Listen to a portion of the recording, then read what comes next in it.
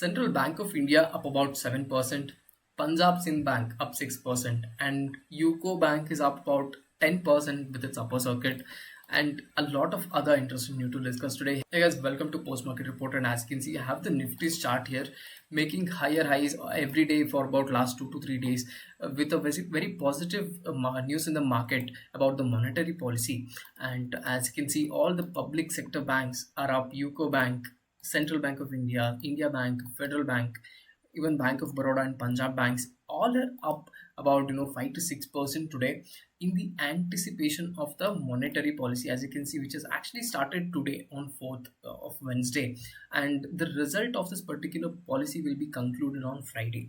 And already people have taken a little bit of hint on what the outcome of this policy will be, and that is why all the banking sector stocks are up. As you can see, the GDP data, which was announced just a few days ago, we noticed that it was at 2-year lowest at 5.4%, and even for the third consecutive quarter there was a decline curve, which is not a good news. And what RBI can do as the Central Bank of India is that they can basically cut the CRR rate, which will actually inject more money into these banks, and especially PSU banks, because these are state owned companies. So clearly they'll get more incentives. But even private sector banks like HDFC, you might have noticed, is one among the top gainers, up about 2%. And actually, this is not a new news. We noticed just a month ago the quarterly results were announced, quarter two, and we noticed the loan credit, or basically the credit growth rate or the loan growth rate, had declined 12 to 13% in every bank, even 17 to 18% in some other banks as well. So clearly, reducing the CRR rate will be a very positive news for the banking sector. And next off, we noticed even though the overall market was actually very positive, the steel sector stocks were pretty down in the dumps. As we can see, Tata Steel down about 1%, JSW Steel, even Hindalco. The overall negativity in the steel stock actually came after a report that says Chinese are apparently beating them for the the price at which they sell. Apparently, they're flooding the market with cheap Chinese steel, and this comes after the GDP data was announced, and we noticed the real estate sector was the only thing that was actually pushing the GDP data up. It was supporting it alone in the tertiary sector.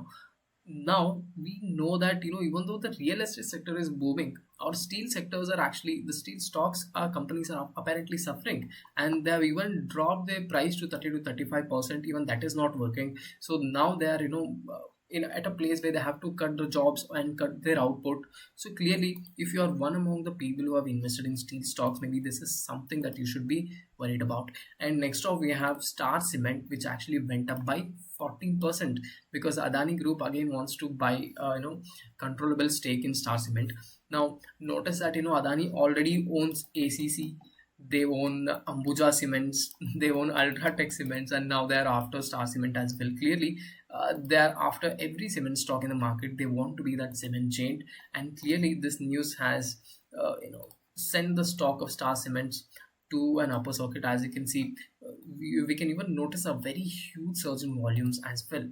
And next off, we have HAG shares. We actually discussed about this particular stock in my yesterday's video. So basically, guys, what has happened is US has announced some restrictions on China, because they don't want China to be the next AI power as well. So they are cutting all the raw materials that are required for AI chip making. So now, as a basically result of that, China has put a restriction on US. Now, what happens is that all these US companies will have to come to Indian companies like HEG and Graphite India for their raw material needs. So clearly, as we notice, the stock has taken quite a steep upward momentum just in a couple of days, back-to-back upper circuits. So it's a great news for all the graphite and chip making raw material related stocks. And next off, we have Ratan India, which actually has a 100% stake, I believe, in Revolt Motors. So clearly, these people, make some really good-looking electric bikes, and they actually announced their quarterly results just a few days ago, and we got to know that there's a huge surge in their number of units sold. It has reached about 2,000 units a month in November, and this is up by 100% compared to October, and about 200% compared to last year. So clearly a huge growth in Revolt shares, which has resulted its parent company Ratan India going up as well, as you can see. And next off, we have an interesting news about Reliance Power. up about 5% at upper circuit after Solar Energy Corporation has withdrawn the department notice that it had sent a couple of months ago. And we noticed there was a huge, stock was hitting lower circuits when the notice was announced. And clearly now, a positive news after quite a while, which has surged a huge upper circuit in the stock. And next up, we have defense stocks, which also rallied about 5%, like Bharat Electronics, Mazgon Dock, and Garden Reach shipbuilders as well. We noticed a huge surge after DAC cleared about 21,700 crores worth of acquisition proposal related to these companies. So clearly, they're in the green territory. If you are a trader following market calls and tips for day trading, use our tool RNT, Research and Trade. All you have to do is link RNT to your trading account, then just sit and relax. Turn trading into business at app.gwcindia.live. Check out description for more details. Disclaimer: investments in the securities market are subject to market risks. Read all the related documents carefully before investing.